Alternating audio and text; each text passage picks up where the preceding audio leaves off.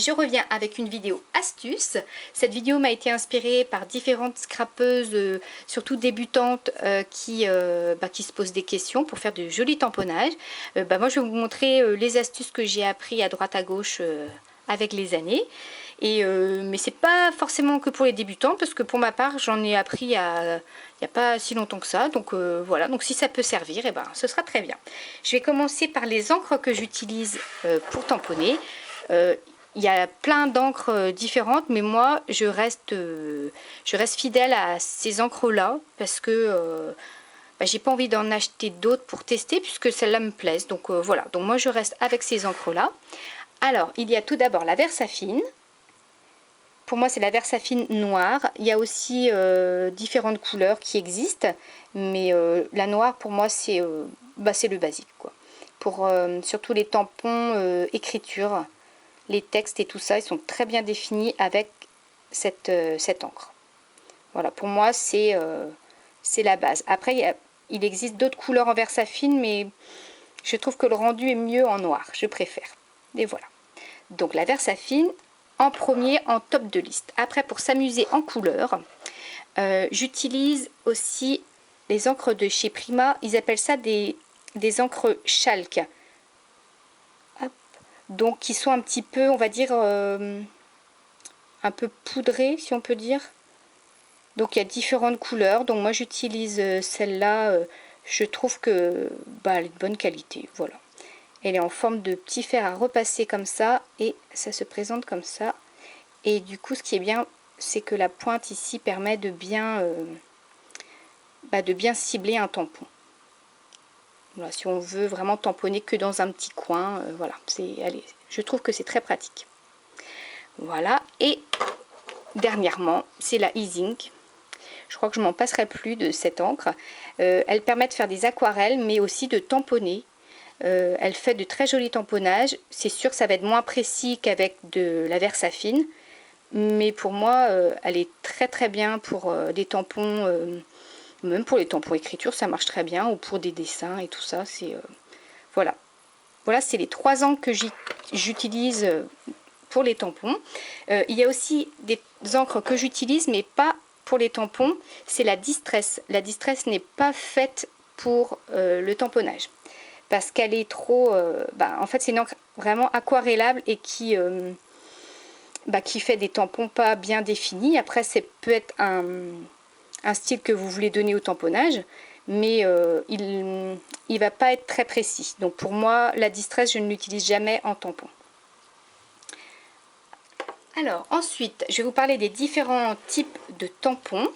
Il y a les tampons bois, donc qui sont utilisables tels quels, puisqu'ils ont déjà leur support en bois et le tampon qui est collé dessus. Et il y a les tampons clear ou tampons acryliques qui se présentent sous forme de planche comme celle-ci, ou plus petit, hein. Et donc les tampons sont transparents comme ceci, et il leur faut un support pour pouvoir être utilisés. Donc moi j'ai 2 planches acryliques, donc ça c'est la première que j'ai achetée au tout début. Elle est bien puisqu'elle est assez grande, donc pour des grands tampons elle est bien pratique. Par contre elle n'est pas très épaisse, donc du coup je vais vous dire combien elle mesure, parce que pour moi elle n'est pas très pratique, puisque pour la prise en main elle fait 5 mm d'épaisseur. Pour la prise en main elle est assez difficile. Pour moi elle m'est souvent tombée des mains en fait lors de tamponnage, donc du coup j'utilise beaucoup plus souvent ma plus petite pour les tampons, les plus petits tampons, et elle est beaucoup plus épaisse, et pour la prise en main c'est beaucoup mieux. Donc si vous pouvez choisir une plaque acrylique assez épaisse pour la prise en main, ou alors les plaques acryliques avec des petites vagues sur les côtés pour placer les doigts, là c'est encore mieux pour la prise en main, quoi. Donc voilà. Et pour finir, il y a également les tampons montés sur mousse qui se présentent comme ceci. Donc en général le tampon est orange comme ça, et il est monté sur mousse. Hop, et c'est la même technique que pour les tampons clear. Il leur faut le support. Donc pour ce genre de grand tampon, donc j'ai ma grande planche sur laquelle je peux coller du coup mon tampon. Alors, donc, je vais vous montrer quelles sont les erreurs à éviter quand on utilise un tampon clear. Alors, c'est des erreurs qu'on a toutes faites, hein, à mon avis, moi la première. Donc, je prends ma planche acrylique avec mon tampon.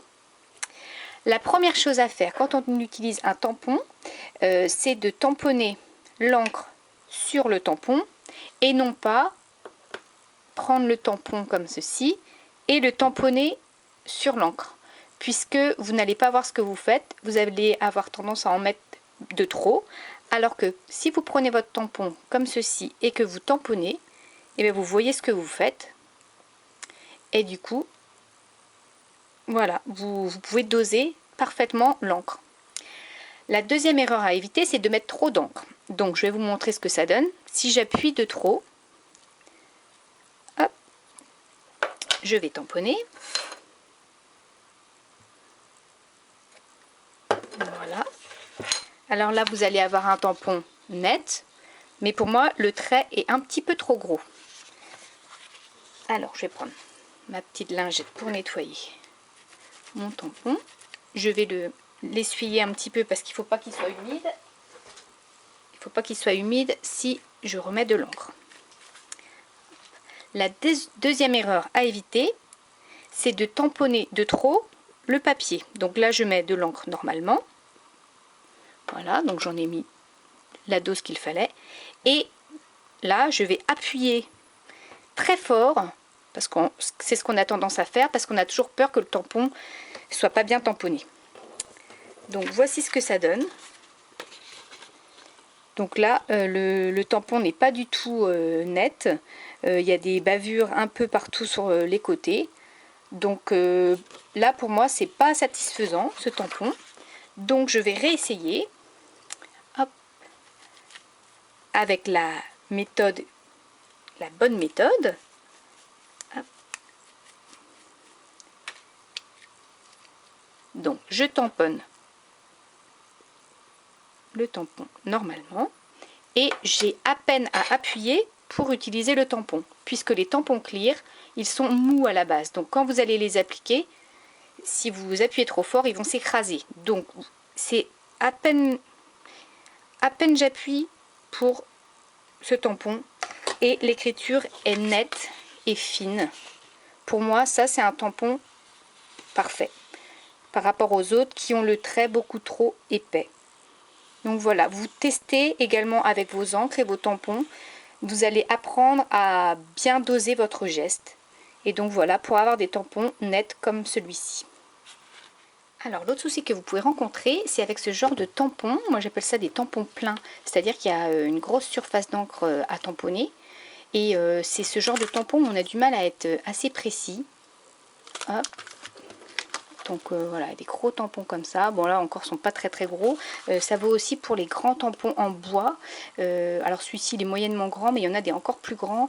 Et c'est très difficile de d'arriver à tamponner tout le tampon. Donc je vais vous montrer ça.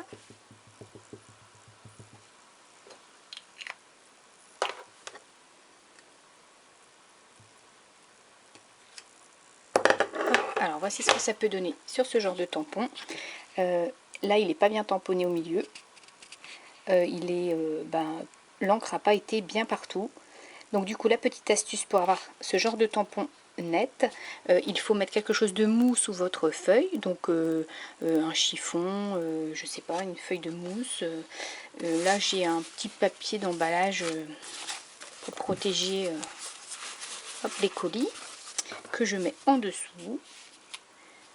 Hop, pour permettre d'avoir une bonne adhérence du tampon.